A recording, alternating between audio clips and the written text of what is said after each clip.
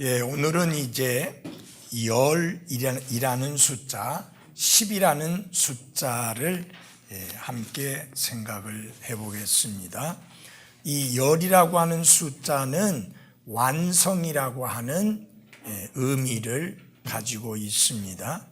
그뿐만 아니라 어떤 의미가 있느냐면요,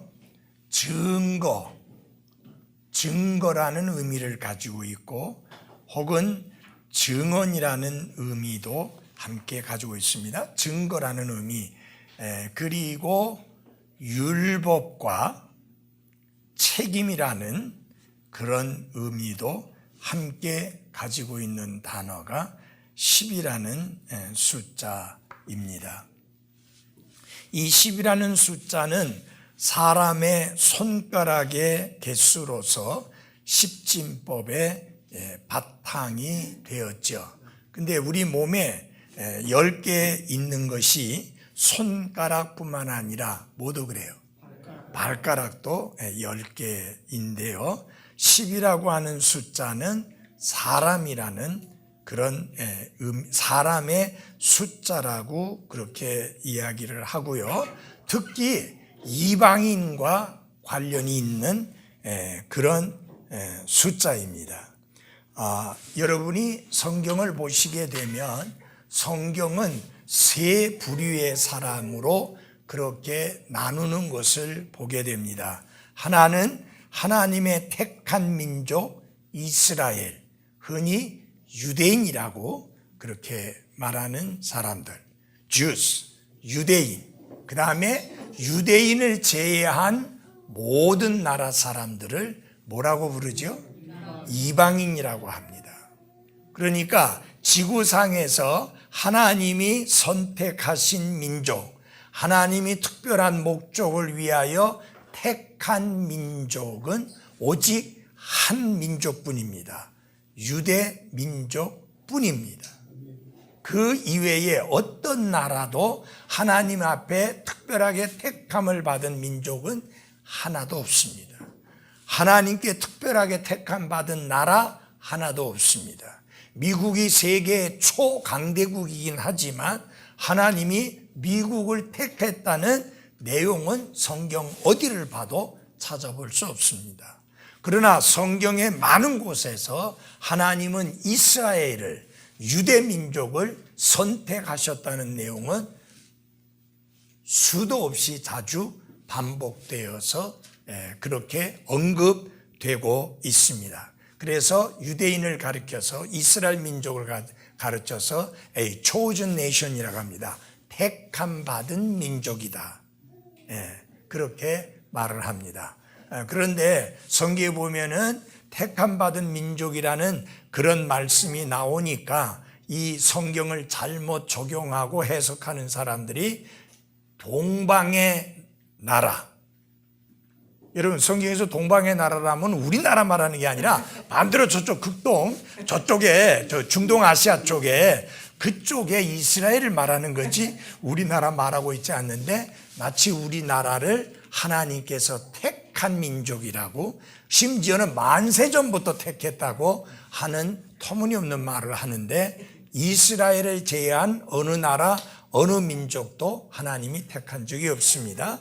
그 다음에 수차 말씀드리지만 이스라엘을 제외한 모든 사람들은 뭐라고요?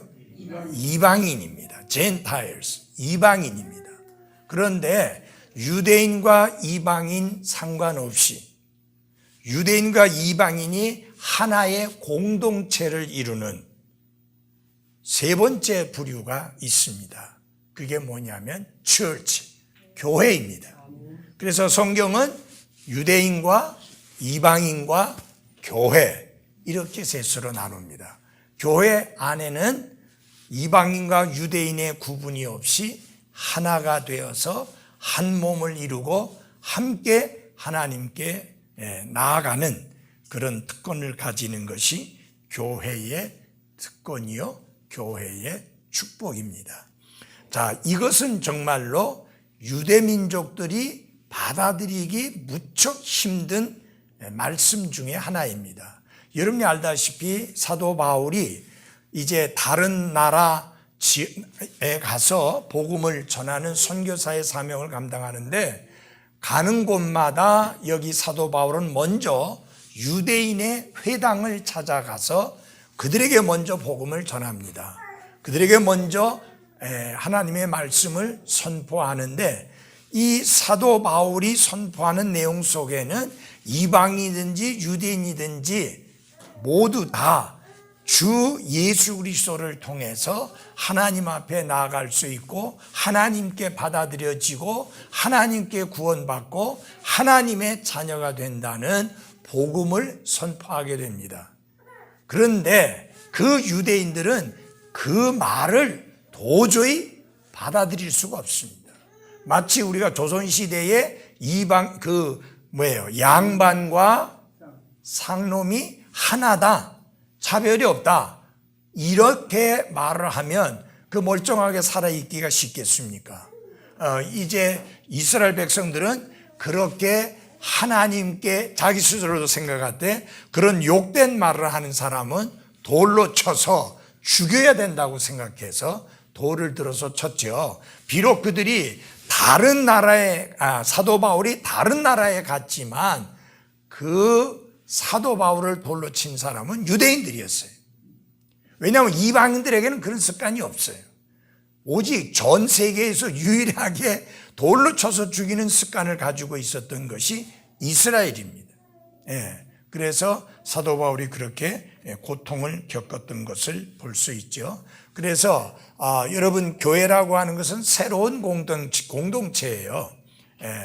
이방인과 유대인의 구분이 없이 그렇게 되어집니다. 10이라는 숫자는 사람을 의미하는 숫자이기도 하고, 특별히 누구와 관련이 있다고요? 이방인과 관련이 있습니다. 10은 또한 완전한 숫자로서 완성을 의미하는데, 하나님의 완전한 수인 7과는 좀 달리 사람의 완전을 의미하는 그런 의미에서의 그 10이라는 숫자입니다. 이 말씀과 이 내용과 관련해서 좀 여러분들에게 말씀을 드리겠습니다. 10이라는 숫자는 4라는 숫자와 6이라는 숫자가 어떻게 된 거예요? 조합을 이룬 숫자가 10인데, 잘 보십시오. 4가 무엇을 의미하는 숫자죠? 창조. 그 다음에 세상을 의미하는 것입니다. 그리고 6은 무엇을 의미하는 숫자예요? 사람을 의미하는 인간의 숫자예요. 그죠? 그래서 창조된 세상과 사람이라는 숫자가 조합이 되어지는 거잖아요.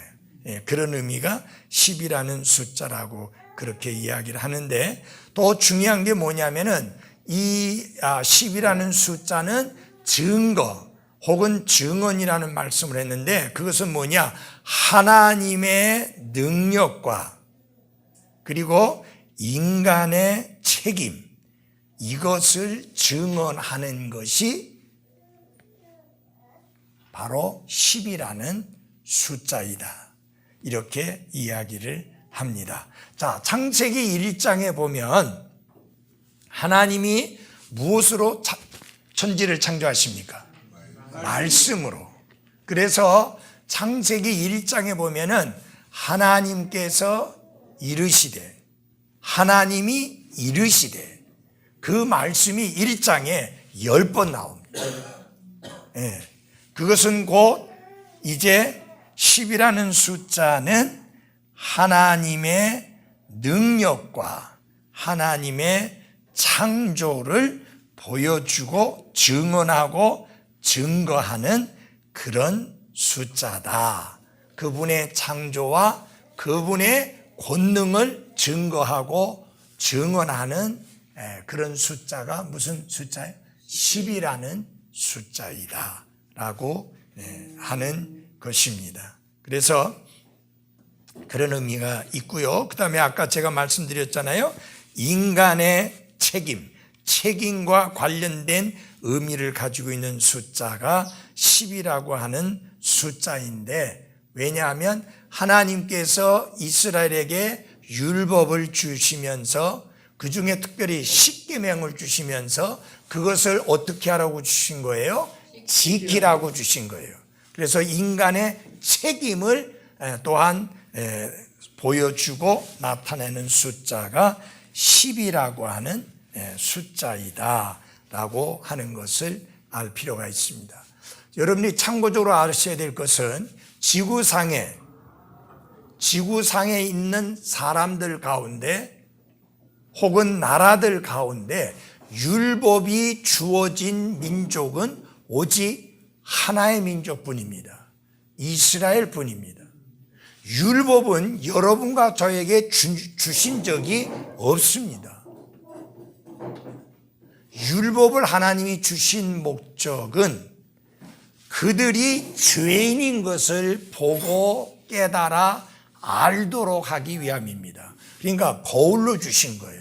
왜냐하면 이스라엘이 문제가 그 이집트에서 나와서 약속의 땅을 향해 가는 동안에 문제가 있을 때마다 하나님을 원망하고 문제가 있을 때마다 하나님께 불평하고 문제가 있을 때마다 어려움이 있을 때마다 모든 책임을 하나님께만 돌리면서 그들이 얼마나 하나님 앞에 바로 되어 있지 않는가를 전혀 보지를 못하기 때문에 내가 너희들을 은혜 아래 두었는데 은혜 아래서 감사하고 기뻐하고 하나님께 찬양하고 하나님께 순종하는 복된 삶을 사는 대신에 자꾸만 하나님께 대적하고 거역하고 원망하고 불평하니까 너희들이 얼마나 악한 자들이요, 너희들이 얼마나 불법한 자들이요, 너희들이 얼마나 사악한 자인 것을 내가 보여주고 알게 하마. 그래서 누구의 법을 주시는 겁니까? 하나님의 법을, 하나님의 완전한 법을 주시면서 이 법을 지키면 살고 이 법을 지키지 않으면 죽는다 하니까 아이고 하나님 말씀만 하십시오. 우리가 하나님이 명하시는 대로 다 행하겠나이다 라고 이스라엘이 떠들어댑니다. 여러분, 그들은 그렇게 하면 안 됐어요. 하나님이 그렇게 율법을 주시고자 할 때 그들은 뭐라고 했어요? 아이고 하나님 아닙니다. 우리가 잘못했습니다. 우리가 은혜 아래에 있었는데 계속 은혜 아래에 있기를 원합니다. 여러분, 이집트에서 구원받았을 때 은혜로 구원받았습니다. 그들이 나와서 홍해 바다를 건너게 될 때도 하나님의 은혜로 건넜습니다. 계속해서 오는 동안에 먹을 것이 없었을 때 하나님이 채워주셨는데 그것도 은혜로 채워주셨습니다. 목이 말라 할 때 물을 주셨을 때도 하나님이 은혜로 채워주셨습니다. 그러나 그들은 조금만 불편해지고 삶이 조금만 힘들어지면 하나님께 원망하고 하나님께 불평하고 하나님을 비난하면서 뭐라고 말했어요? 이집트에 있었을 때가 훨씬 더 좋았다. 거기에서는 부추도 먹었고 거기서는 고구마, 고깃가마 곁에서 잘 먹었다는데 냄새만 맡았지 먹긴 뭘 먹어요. 예.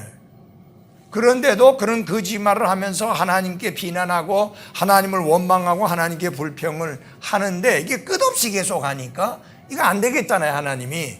그래서 율법을 주시게 되고 그들을 어디 아래 가두는 거예요? 율법 아래 가두는 거예요. 예. 이제까지는 무조건적인 은혜였었는데 이제는 조건적인 축복 속에다가 가두는데 아이고 하나님 정말 잘못했습니다. 우리 절대 조건적인 축복 속에 들어가지 않겠습니다 해야 되는데 그들은 조건적인 축복 속에 들어가기를 당당하게 원했어요. 여러분, 율법의 특징이 뭐예요? 행하면 살리라. 행하면 살리라. 은혜의 특징이 뭐예요? 믿으면 살리라. 예. 여러분 어디 아래 있기 원해요? 은혜 아래 있기 원해요? 율법 아래 있기 원해요? 은혜 아래. 근데 정말 하나님은 좋으신 하나님인 거 아시죠? 하나님이 그러니까 하나님의 은혜를 걷어가시고 그 다음에 율법을 주신 게 아니라 은혜는 그대로 있고 거기에 율법을 더하신 거예요. 예.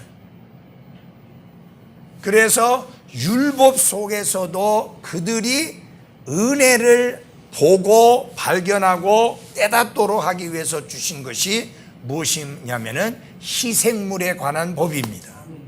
예. 다시 말하면 그들이 죽어야 되는데 짐승들이 대신 죽고 짐승들이 대신 피를 흘림으로 그들이 살고 용서받고 그 은혜 아니에요.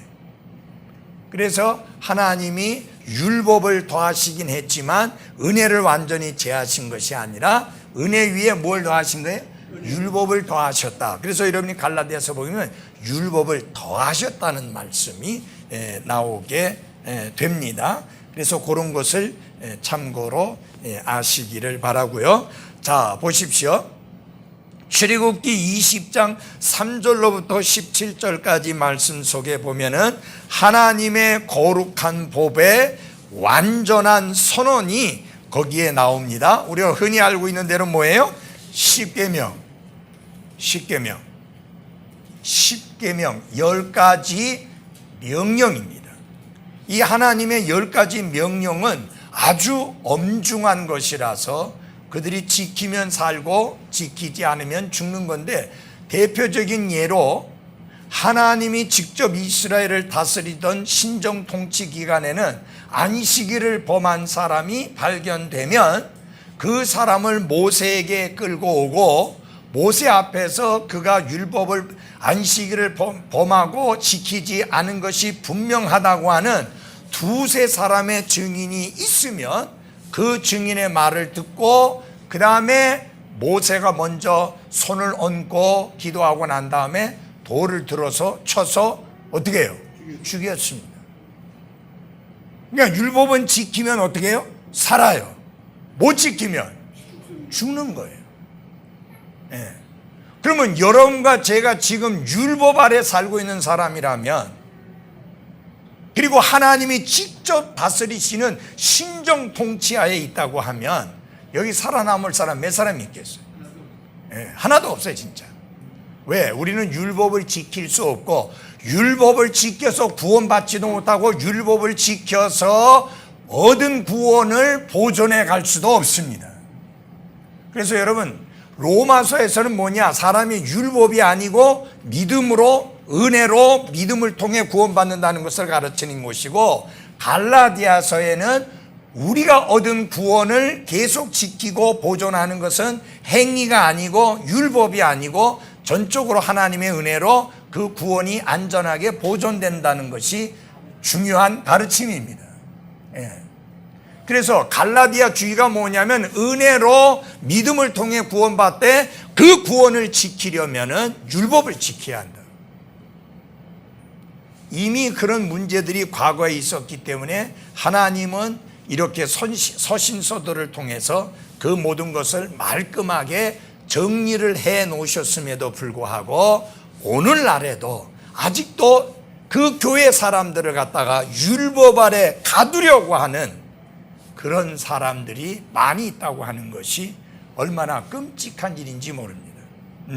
그래서 이 십계명은 크게 두 가지로 나눠지죠. 하나님과 관련되어진, 하나님께 직접 하나님께 직접 관련되어진 명령이 4가지고, 사람들과 대인 관계에 관련된 명령이 6가지입니다. 그 4가지와 6가지, 그 중간에 아주 중요한 핵심적인 부분 중에 뭐가 있어요? 내 아버지와 내 어머니를 뭐예요? 공경하라. 그게 크고 첫째 되는 명령이라 그랬잖아요. 아니, 십계명에서 첫째 되는 명령은 내 앞에 다른 신을 두지 말라는 명령이에요. 근데 왜 에베소서 6장에서는 그렇게 말했는가? 인간관계에서 첫 번째 주어진 명령이 내 아버지와 어머니를 공경하라는 명령이기 때문입니다. 그래서 여러분 잘 보십시오. 인간관계 속에서 가장 중요한 명령은 아버지와 어머니를 공경하는 것이에요. 그리고 율법 하에서는 아버지와 어머니를 공경하는 자는 쳐서 죽이라고 했어요. 그 정도로 엄중합니다. 그리고 또 한 가지 아셔야 될 것은 뭐냐면은, 이스라엘을 하나님이 선택하셨다는 표시로서 증표를 주셨는데 2가지를 주셨습니다. 하나가, 이제 그만 끕시다. 난지 8일 만에 행하는, 남자에게 행하는 뭐예요? 할례. 또 다른 하나가 안식일입니다. 여러분과 저에게는 하나님께서 안식일을 지키라는 명령을 주신 적이 없어요. 안식일은 이스라엘에게 주신 거예요. 그리고 주일은 안식일이 변해서 주일이 된 게 아닙니다. 그래서 주일은 지키는 게 아니에요. 그 날에 우리가 하나님께 감사함으로 영과 진리로 경배드리기 위해서 함께 모여 함께 하나님께 공적인 경배를 드리는 것입니다. 예, 그래서 여러분 아주 이거 중요한 사실 알아야 돼요. 절대로 안식일은 여러분과 저에게 주어진 적이 없다라고 하는 사실입니다. 그걸 참고로 알고 가도록 하겠습니다. 10가지 명령, 그것이 10계명이라고 하죠. 그게 출애굽기 20장 3절로부터 17절까지 나옵니다. 혹시 여러분 그 10가지 명령 그 내용들 다 기억은 하고 있나요? 첫 번째가 뭐예요? 하나님 앞에 다른 신들을 두지 마라. 두 번째가 뭐예요? 우상, 그러니까 형상, 어떤 형상이든지 만들지 말라. 세 번째가 하나님의 이름을 헛되이 부르지 말라. 네 번째가 안식일을 기억하여 지키라는데 안식일. 다섯 번째가 내 아버지 어머니를 공경하라. 여섯 번째가 뭐예요? 살인하지 말라. 그 다음에 두 번째 간음하지 말라. 세 번째 도둑질하지 말라. 그 다음에 네 번째 거짓 증언하지 말라. 그 다음에 마지막 내 이웃의 물건을 탐내지 마라. 그런 것입니다.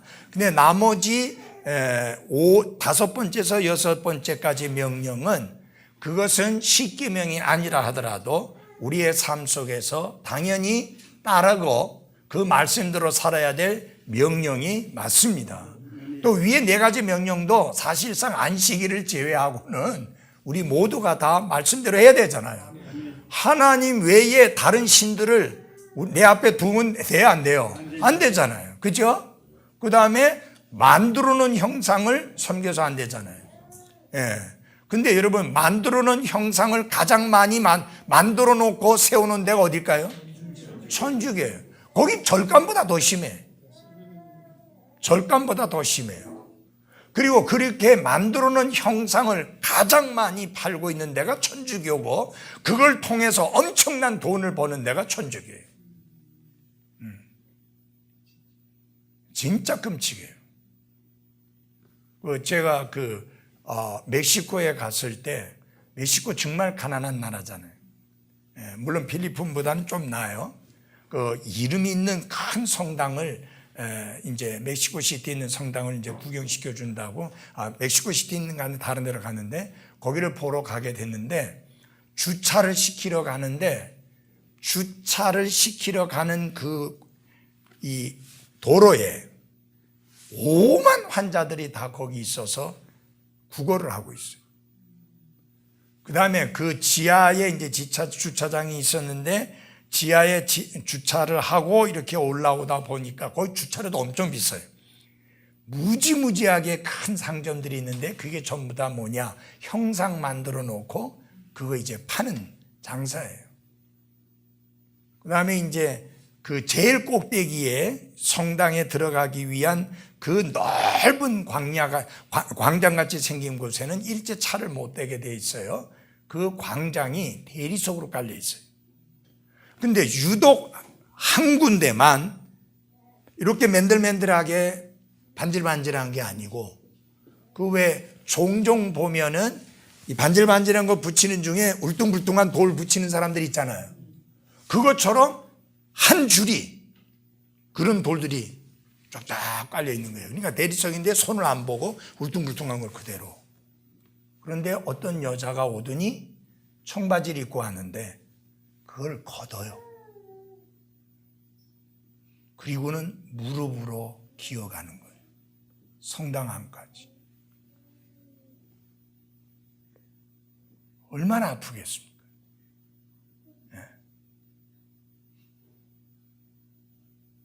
그거 뭐예요? 고행하는 거죠. 이번에 프랑스의 성당에 불났죠. 뭐 600 몇 년 뭐 하고 막 하면서 어마어마하게 100 몇십 년 걸려서 지었던 거 그거 뭐죠? 노트르담 사원 그게 불이 났는데 거기 안에서 되었다고 나무로 씌워놨었는데 그 나무가 타버렸잖아요. 대리석 상한다고 그 나무로 씌워놨었잖아요. 근데 불이 나서 타버렸어요. 그래서 그 대리석이 드러났는데 여러분 거기가 예수님이 오르시던 계단이라는데 여러분 거기 프랑스잖아. 언제 예수님 프랑스 와서 그 계단을 무릎으로 기어 올랐느냐고. 참 진짜 황당무계한 이야기를 그렇게 퍼뜨리면서 그렇게 하고 있는 것을 보면 끔찍합니다. 천주교는 시작부터 끝까지 거짓말이에요. 하나도 믿을 거 못해요. 어린 반푼어치도 없는 이야기들입니다. 그러니까 절대로 우상 숭배서도 안 되고, 그 다음에 하나님의 이름을 헛되이 부르지 말라. 하나님이나 예수님이라는 거룩한 이 이름들을 넣어가면서 농담한다든지 장난한다든지 그리고 아주 고약한 말 하는 건 절대로 해서는 안 됩니다. 성경이 금하고 있잖아요. 근데 이제 우리는 이제 그런 욕이 잘 없는데 미국은 오히려 기독교 배경이 있다 보니까 하나님과 관련되어진 그런 욕들이 많이 있어요. 그냥 Jesus Christ 하면은 그냥 예수님을 말하는 거예요. 근데 그걸 이상하게 발음을 내버리면 욕하는 거예요. 그건 전혀 잘못된 것이죠. 맞아요? 근데 우리나라 요새 굉장히 이 매스컴에서, TV에서 아주 자주 나오는 말 중에 하나 있잖아요. 뭐죠? 오 마이 갓 하는 거. 아주 장난스럽게들 하잖아요. 절대 해서는 안 됩니다.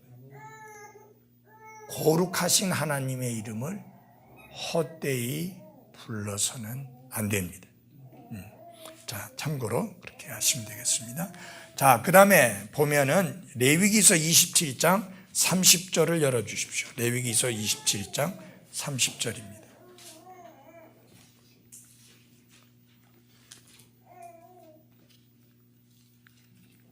야, 요셉아, 너 왜 잘하다가 그래?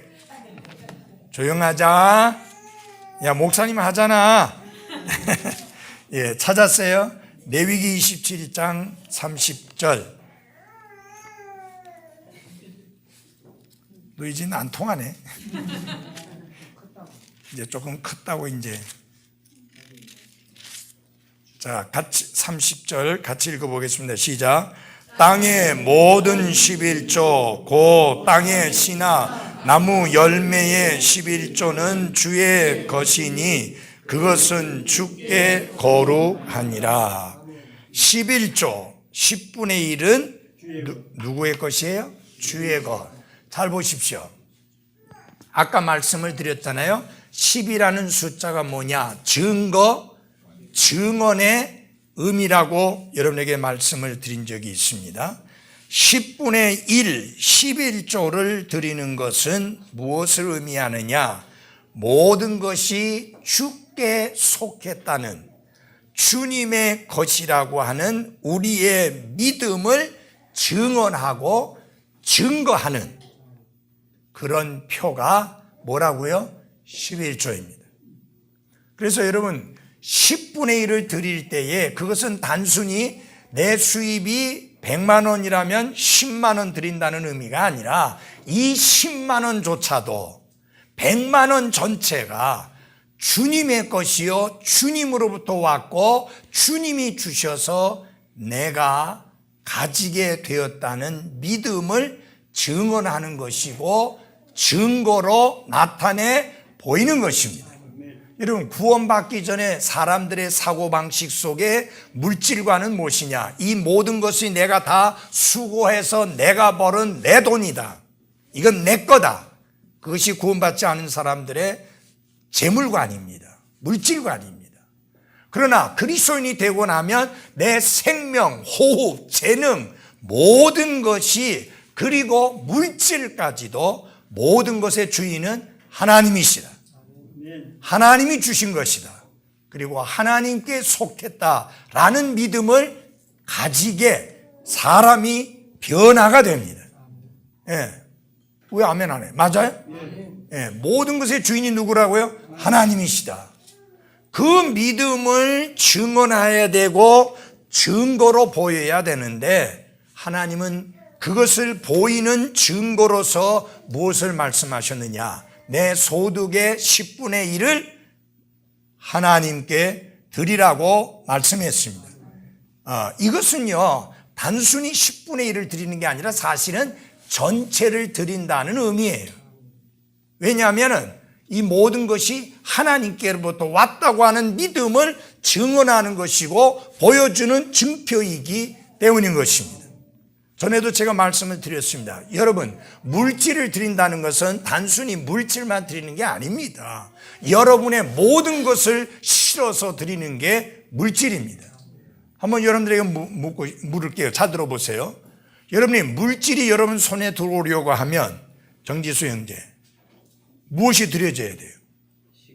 예, 시간이 들여져야 되고 노력이 들여져야 되고 내 재능이 들여져야 되고 내 몸이 들여져야 되고 내 모든 능력이 들여져야 되고 내가 이제까지 배운 그 지식, 그 모든 것들이 들어가야 되고 내가 오랜 세월 경험한 모든 경험들이 거기 다 들어가야 얻어지는 게 물질입니다. 맞아요? 그래서 그 물질을 안 드린다는 것은 아무것도 안 드리는 것하고 똑같은 이야기예요. 그리고 그 물질을 드린다는 것은 모든 것을 드린다는 말의 의미이기도 합니다. 이거는 하나님께서 구원받지 못한, 거듭나지 못한 그리스도인이 아닌 사람들에게 하나님이 기대하고 원하고 명령하신 게 아니고 구원받은 그리스도인들에게 하시는 말씀입니다. 여러분, 11조는 순종의 문제고 헌금은 자원의 문제, 자원에서 하는. 그렇기 때문에 고린도 후서에 있는 내용을 갖다가 11조 드리는 문제와 관련해서 뭐 자원해서 하고 마음에 정한 대로 하고 뭐 억지로 하지 말고 인색하게 하지 말고 그렇게 하는 게 아니에요. 그거는 여러분, 헌금은 자원해서 드립니다. 인색하게 드리지 않아야 됩니다. 때로는 힘에 지나도록 드립니다. 11조는 힘이 지나도록 드리는 게 아니에요. 부자나 가난한 자나 모든 사람에게 공평하게 하시고 평등하게 하셨는데 왜냐하면 10분의 1을 드리는 것이기 때문입니다. 과거에 미국에서 살았던 그리스도인 중에 한 분은 굉장한 갑부였습니다. 수입이 너무 많은 거예요. 그래서 그분이 정확하게 하나님 앞에 10분의 1을 드릴 수 있도록 그것을 관리하는 사람이 있을 정도였습니다. 수입이 어마어마해갖고. 근데 이분이 살다 보니까 너무 자기가 수입이 많은 거예요. 그래서 어떻게 결심했는가? 10분의 9를 드리고 10분의 1로 살기로 했습니다. 그래도 여러분 잘 보십시오. 1년에 1,000억을 번다. 그거 뭐 10분의 1 드리고 10분의 9 드리고 10분의 1로 살아도 뭐예요? 10억이잖아요. 100억. 100억이잖아요. 그죠? 예. 난 참 여러분들의 삶 속에 하나님의 은혜로 정말 10분의 9 드리고 10분의 1만 가지고 살아도 넘쳐나는 그런 축복이 있었으면 좋겠습니다. 예. 예. 그러나 지난번에도 설교하면서 말씀드렸습니다. 하나님은 있는 것을 받으시는 분이지 없는 것을 받으시는 분은 아닙니다. 없어서 못 드리는 분은 자책할 필요 없습니다. 하나님이 주셔야 돼요. 하나님이 주신 것 중에서 하나님께 10분의 1을 드리는 것이고 그 이상으로 오퍼링, 헌금을 드리는 거예요. 그래서 11조와 헌금을 분명히 구분하셔야만 합니다. 그래서 헌금은 자원해서 드리되 어떻게 드려야 되느냐? 인색하게 하지 말라. 마지못해서 하지 말라. 부득불하지 말라. 아까운 마음으로 드리지 말고 드리되 힘에 지나도록 드리라. 여러분, 여러분들이 지난 주일날 우리가 하나님 앞에 특별한 헌금을 드릴 때 어떻게 드렸는가를 잘 보여주고 있습니다. 우리 목표가 얼마였죠? 1,700만 원이었습니다. 얼마가 헌금되어졌느냐? 얼마가 드려졌느냐? 2,435만 원이 드려졌습니다. 어떻게 가능했느냐? 힘에 지나도록 드린 분들이 있었기 때문입니다. 자원하여 인색하지 않게 드렸기 때문에 가능했던 것입니다. 그러나 우리 이준숙 목사님이 있었는데 깜짝 놀라는 거예요. 어떻게 그렇게 드려지는지. 뭐 놀랄 것도 없어요. 간단해요. 자원함으로 드리되 힘에 지나도록 드렸고 인색하지 않게 드렸기 때문에 가능했던 것입니다. 그래서 10분의 1의 개념은 모든 것이 하나님의 것이라는 내 믿음의 표현이요, 내 믿음을 증거하는 하나의 증표다라고 이렇게 이해를 하시면 됩니다. 맞죠? 예. 그 다음에 아주 중요한 내용이 나오는데 출애굽기 26장 1절 광야에 있었던 그 장막, 그 장막이라고도 하고 이게 이스라엘 사람들이 누워 자고 하던 것은 그냥 장막이라고 하지만 하나님께 희생물을 드리고 하기 위해서 지어진 것은 우리가 성막이라 그렇게 부르죠. 태버너클. 그 성막에 대해서 몇 가지를 보면은 첫째 26장 출애굽기 26장 1절입니다. 읽어주시죠. 큰 소리 읽겠습니다. 같이 시작. 또 너는 성막을 만들래 하늘의 온 아마실과 청색과 자주색과 주홍색 실로 한 10개의 안장으로 만들며 그릇들을 순호와 앙장들을 만들지니. 이 앙장이라고 하는 말이 저는 개혁성경에는 앙장이라고 되어 있는데 흠정역에는 조금 다른 것으로 번역할까 했더니 그냥 그 단어로 그렇게 번역을 했네요. 이 앙장이라고 하는 것이 뭐냐면은 천 조각이라고 하시면 돼요. 천. 이렇게 큼지막한 천을 일컫는 말인데 여러분들이 이것을 좀 이해하기 위해서 제가 설명을 드리겠습니다. 성막 안에는 여러 가지 크게 두 부분으로 나눠지는 거 기억하죠? 성막 어떻게 나눠져요? 성소와 지성소로 나눠집니다. 제가 그 펜실베니아 주에 갔을 때 그 성막의 실제 크기 그대로 지어놓은 그 성막을 구경할 수 있는 기회가 있었습니다. 이게 성소가 있고 지성소 부분이 있는데 성소까지는 들어가서 구경할 수 있었는데 지성소라고 불려지는 곳은 구경하지 못하게 해놨어요. 자, 여러분, 지성소라고 하는 것, 하나님의 임재하심을 의미하는 장소인 지성소. 지성소라는 것이 무슨 뜻이냐면요, 거룩한 것 중에 거룩한 것이라는 뜻이에요. 홀리 오브 홀리스예요. 거룩한 것 중에 거룩한 것. 그러면 거룩한 것 중에 거룩한 것이 어디예요? 하나님이 계시는 것. 거기에는 초자연적인 영광의 빛으로 하나님이 거기에 거하셨습니다. 그래서 거기를 지성소라고 불렀는데 지성소 안에는 딱 한 가지 물건이 있습니다. 뭐가 있죠? 언약궤라고 하는 것이 그 안에 있습니다. 그래서 거기 갔더니 언약궤를 지성소라고 불리는 곳에 바로 들어가서 볼 수 없게 하고 옆쪽으로 해가지고 유리를 통해서 밖에서만 이렇게 구경할 수 있도록 해놨습니다. 자, 그 다음에 요 성소라고 하는 부분에는 세 가지 중요한 거기 도구들이 있습니다. 처음에 하나가 뭐예요? 향을 드리는 분향단이 있습니다. 그죠? 그 다음에 뭐가 있어요? 떡이 아니라 빵을 진열하던 그것이 있습니다. 빵을 진열하는 그 테이블이 거기 있습니다. 또 하나는 뭐예요? 여러분, 그 지성소 안에는 빛이 없어요. 꽉 막혔어요, 다. 근데 거기에는 인공적인 빛이 필요 없습니다.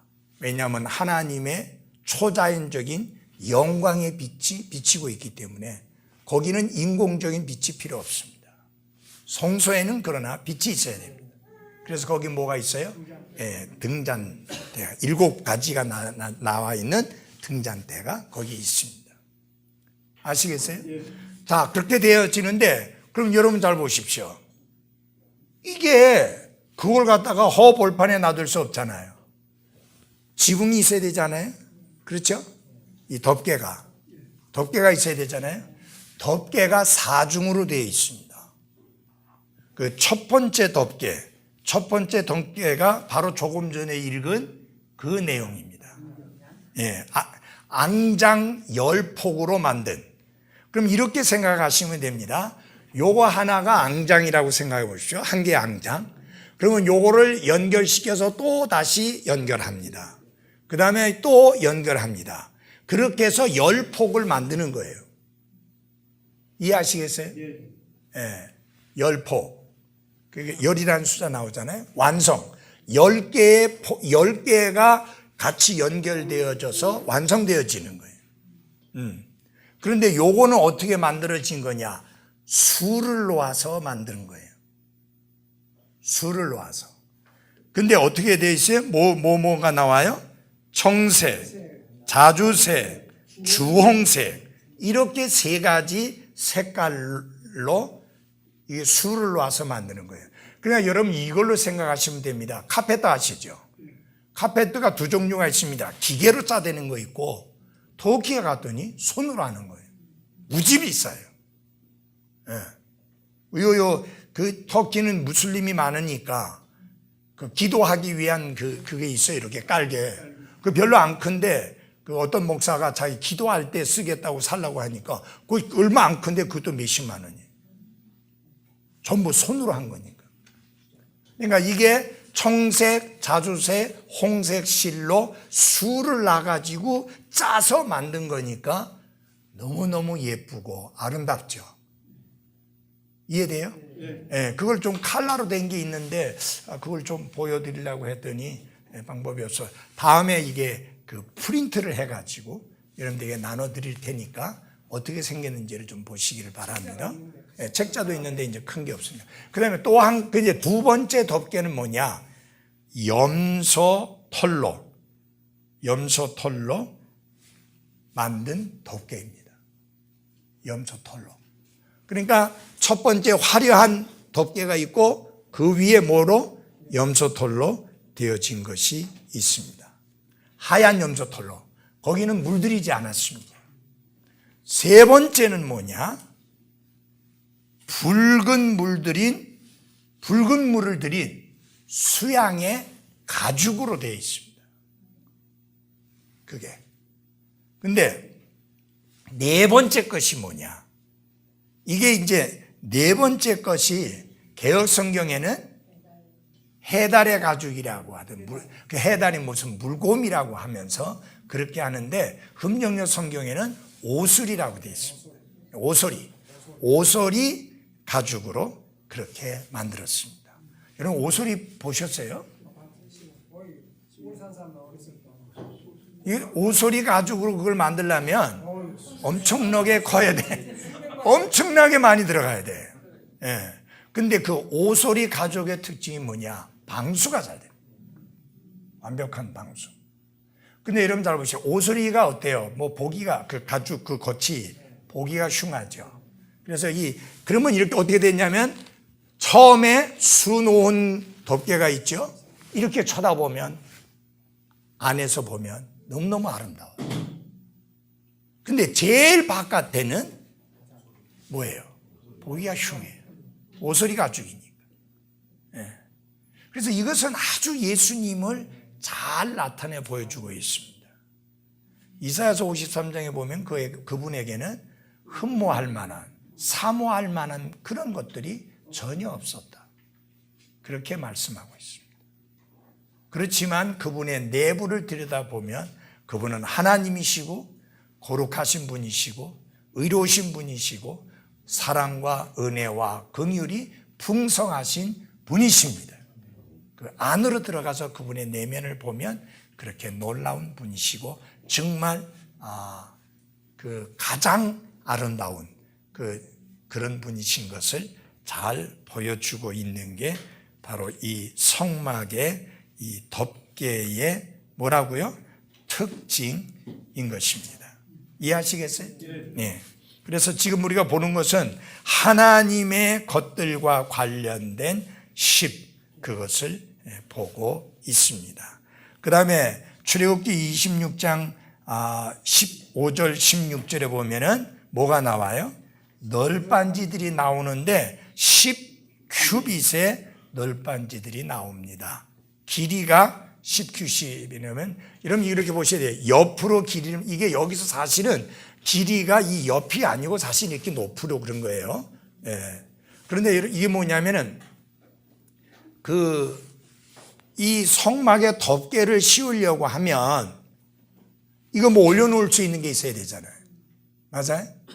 그래서 널판을 이어가지고 그렇게 해서 말하자면은 외벽을 이렇게 만드는데 기둥이 여러 개가 10개가 또 세워집니다.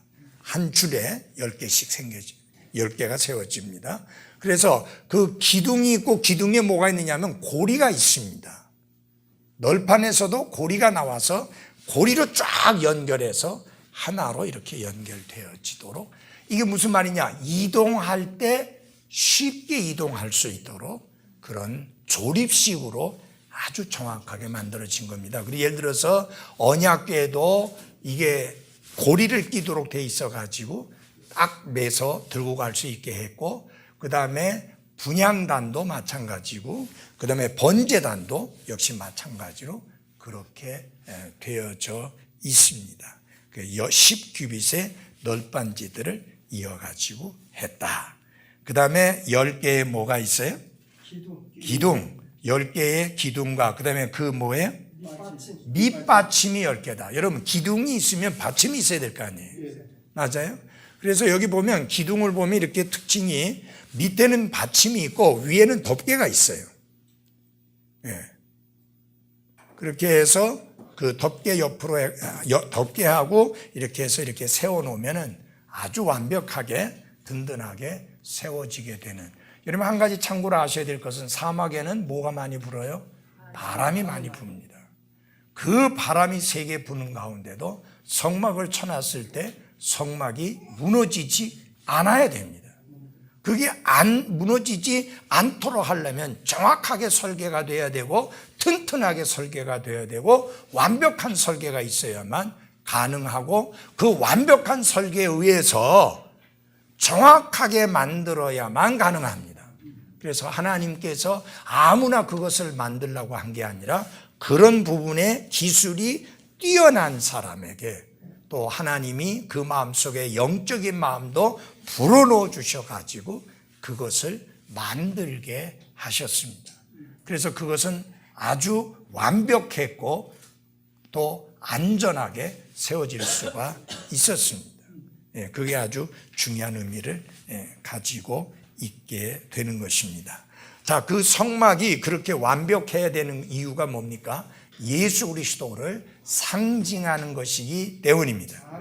그래서 여러분 성막에 있는 모든 기구들은 전부 다 예수 그리스도를 상징하고 의미하고 있는 것들입니다. 이게 이제 그 성막이 세워졌잖아요. 그 다음에는 이 성막이 여기 세워졌으면 성막 뒤로 돌아가면서 펜스, 담장이 있습니다. 여기는 다 막혔어요. 3면은. 한쪽 면은 안 막혔어요. 그래서 쉽게 어디까지 접근할 수 있느냐?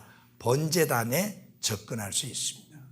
사람들이 하나님께 희생물을 드리기 위해서 이 양이나 염소나 송아지를 끌고 오면 제사장이 그 문 앞에서 그것을 받아서 이 안으로 가지고 가서 거기에 이제 드리게 됩니다. 그 문은 넓어요. 그것은 곧 우리가 그리스도 안에 예비된 놀랍고 큰 구원을 얻는 길이 복잡하고 힘들고 어려운 게 아니라 쉽고 간단하다라는 것을 보여주는 거죠. 그 번제단은 무엇을 의미합니까? 예수님이 십자가 위에서 자기 자신을 완전한 희생물로 하나님께 드려서 단번에 영원한 속죄를 이루어 주셨음을 의미합니다. 그 번제단은 전부 재료, 나무로 만들었지만 거기다 전부 무엇으로 씌웠느냐? 노스로 씌웠습니다. 그리고 번제단에 쓰는 모든 기구들은 전부 노스로 만들었습니다. 노시라는 광물은, 이 노시라는 쇠붙이는 심판을 상징합니다. 그래서 그리스도께서 여러분과 저를 대신해서 심판을 받으셨음을 보여주고 상징적으로 나타내는 것이 번제단입니다. 이해하시겠어요? 자, 그 다음에 번제단을 딱 지나자마자 뭐가 나옵니까? 물두멍이라고 하는 세수대 나옵니다. 예. 자, 제사장들이 거기에서 양을 잡고 염소를 잡았으니까 손이 더럽혀졌잖아요. 맞아요? 그러면 이제 피는 다른 그릇에 담았기 때문에 그것은 그대로 가더라도 손을 씻고 가야 되잖아요. 그래서 세수대에 있는 가 있어서 거기서 뭐 저는 우리 물두멍이라고 그러는데 우리 흠정 성경에도 물두멍이라고 돼 있어요? 그렇게 안 돼 있는 것 같은데 세수대라고 되는 것 같아요. 하여튼 물두멍이나 거기도 그렇게 돼 있어요? 물두멍. 물두멍이 있어요. 거기서 손을 씻는 거예요. 이것은 곧 무엇을 말하느냐? 여러분, 우리가 예수 그리스도를 통해서 하나님 앞에 구원받았잖아요. 하나님 자녀 됐잖아요. 하나님의 말씀과 성령의 역사로 다시 태어났잖아요. 그래서 그리스도 안에서 완전한 자가 됐잖아요. 하나님 앞에 받아들여졌잖아요. 그렇지만 중요한 게 잘 보십시오. 하나님께 받아들여진 것은 단번에 영원히 된 거예요. Once for all. 단번에 영원히 해결된 거예요. 우리가 하나님께 받아들이기 위해서 노력하는 게 아니에요. 그렇지만 우리의 삶, 우리의 신분은 단번에 영원히 받아들여졌지만 우리의 삶은 순간순간 하나님 앞에 받아들여지는 삶이 되어져야 합니다. 그게 뭐냐면 로마서 12장 2절에서 말씀하는 것이잖아요. 하나님께서 받으실 만한 살아있는 희생물로 뭐예요? 드려라. 신분상으로는 우리는 단번에 영원히 받아들여졌어요. 그렇지만 매일의 삶이 하나님 앞에 받아들여지는 삶이 될 수 있도록 살아있는 희생물로 하나님께 드려라. 이렇게 말씀했잖아요. 자, 그런 건 뭐냐면 우리가 그리스도 안에서 깨끗게 되었고 거룩하게 되었고 그리고 완전하게 되었습니다. 우리의 신분은. 그러나 매일의 삶 속에서는 예수님이 말씀하신 것처럼 목욕을 한 사람은 발만 씻으면 된다. 예수님이 말씀하셨잖아요. 발은 우리의 삶과 연관된 거예요. 우리가 밟고 다 살잖아요. 그렇죠? 발을 딛고 사니까 발이 더럽히잖아요. 특별히 이스라엘은 샌들을 신고 먼지를 이렇게 모래를 거기 다니니까 항상 발이 더러워요. 그래서 예수님이 베드로가 목욕 아예 그냥 목욕 시켜주십시오. 발만 시켜주지 말고 그때 예수님이 이미 목욕한 자는 그럴 필요가 없다. 아주 중요한 지는 발을 씻게. 그래서 우리가 삶 속에서 발을 씻어야 되는데 손발을 씻어야 되는데 뭐냐면 그것은 곧 우리가 삶을 살아가면서 손과 발로 행하는 잘못된 죄들을 자백하고 깨끗이 씻음 받아야 될 것을 말합니다. 거기서 그렇게 가서 해야 되는 거예요. 이해하시겠어요? 그 다음에 이제 성소 안에 들어가면은 오른쪽에 그 테이블이 있어요. 빵 올려놓은. 그게 진열된 빵이라는 뜻이거든요. 보여주는 빵이라는 말이 볼 수 있게 그렇게. 그래서 그것을 일주일마다 그것을 갈았어요. 상하니까 이제 갈아라고 하는데 그것은 곧 우리가 뭐냐 생명의 빵이신 예수 그리스도를 날마다 먹는 삶을 살아야 되잖아요. 그죠? 말씀이 있어야 돼요. 말씀이 있어야 되고 그 다음에 이쪽에 한쪽에는 뭐가 있어요? 등잔대가 있잖아요. 빛을 발하는 삶을 살아야 돼요. 그 다음에 거기 향단이 있잖아요. 기도의 삶을, 기도의 향을 하나님께 드려야 되잖아요. 그래서 구원받고 난 다음에 우리가 어떻게 살아야 하느냐 하는 것을 한 폭의 그림으로 보여주는 것이 성전 안에 들어있는, 성소 안에 들어있는 또 성전 안에 들어있는 그 기구들이 보여주고 있습니다. 그러면서 동시에 무엇을 의미하냐? 기구 하나하나는 바로 예수 그리스도를 상징하는 것이다. 자, 번제단 뭐예요? 예수님이 우리의 죄들을 대신해서 희생물을 드려주신 분이라는 그것을 보여주잖아요. 또 예수님은 우리의 삶을 깨끗게 하시는 분이다. 우리를 단번에 영원히 거룩하고 깨끗하게 하셨지만 매일의 삶 속에서 예수님의 피가 우리를 모든 죄에서 어떻게 깨끗게 하신다. 그런 말씀했잖아요. 그 다음에 예수님은 우리의 생명의 빵이죠. 그 다음에 예수님은 우리의 빛이죠. 맞아요? 네. 예수님은 우리의 향기죠. 이런 등등의 그 예수님을 상징적으로 나타내주는 그 도구들이 바로 그 성소 혹은 성전에 있었던 도구들이다라고 하는 것을 아실 필요가 있습니다. 그 다음에 이게 상당히 흥미있는 내용이 있는데요. 주를 찬양할지어다. 할렐루야라는 말을 번역하면 주를 찬양할지어다라는 말이잖아요. Praise the Lord이라고 하는 말인데 그 말씀이 시편이 전체가 몇 편으로 되어 있죠? 150편이에요. 그 150편 중에 10편이 주를 찬양할지어다. 즉 할렐루야라는 말로 시작됩니다. 10편이. 재밌잖아요. 11편도 아니고 12편도 아니고 10편이. 예. 그런데 그 할렐루야로 시작되는데 히브리어로는 할렐루야인데 번역되어진 말로 시작이 되어집니다. 우리 다 같이 제일 첫 번째 거 109편을 101편을 열어주십시오.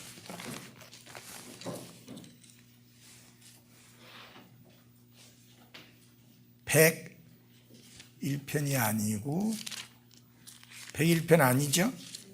106편. 예, 106편.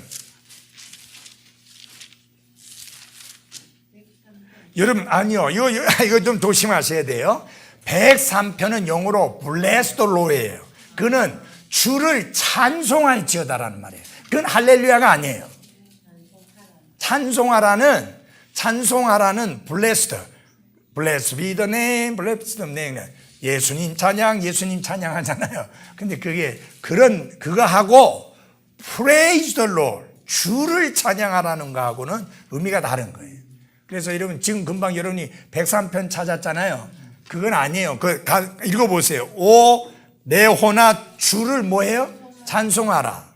그 다음에 109편을 보세요. 106편을 보세요. 어떻게 다른지. 106편 1절 한번 읽어보겠습니다. 시작. 너희는 주를 찬양하라. 그게 praise the Lord 영어로. 히브리어 알아보면 할렐루야예요. 요렇게 할렐루야로 시작하는 시편이 10편이 있다는 겁니다. 그래서 그건 구분이 돼야 돼요. 아까 찬송하라 하고는 다른 거예요. 아시겠죠? 그건 할렐루야의 의미가 아니에요.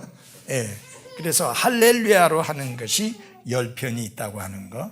그 다음에 아주 중요한 내용이 로마서에 10가지가 나오는 게 있는데 로마서 8장에서 한번 찾아보겠습니다. 로마서 8장.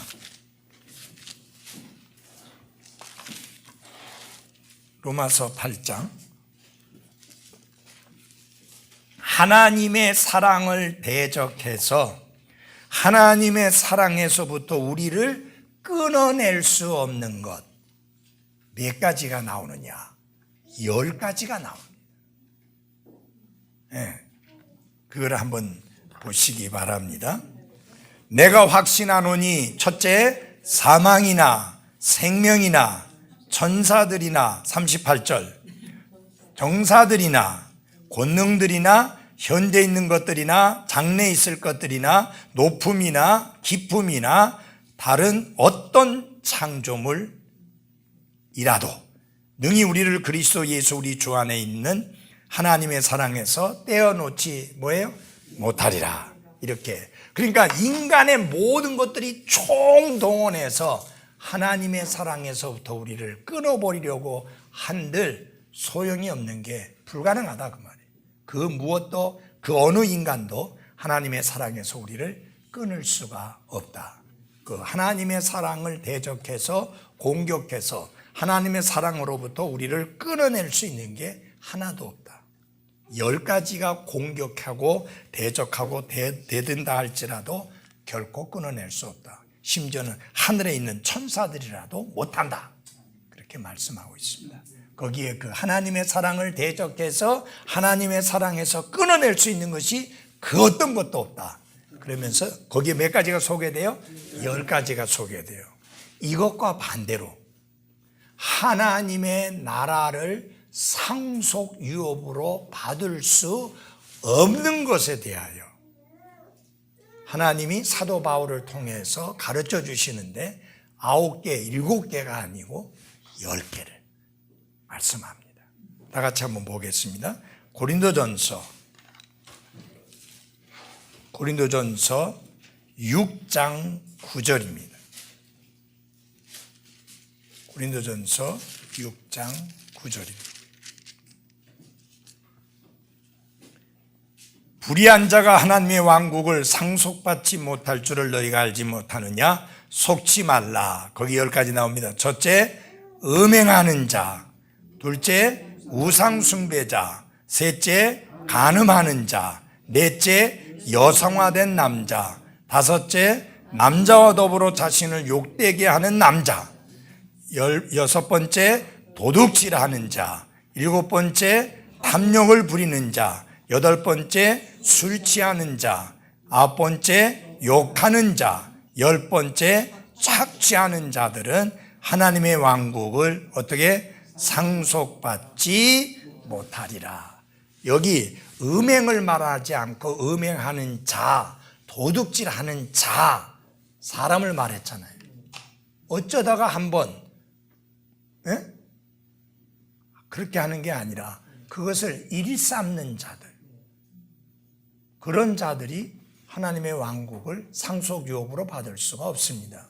여기 내용을 보면 다시 태어난 자, 거듭난 자, 구원받은 자가 이것을 상습적으로 계속해 하는 삶을 살 수가 있어요, 없어요?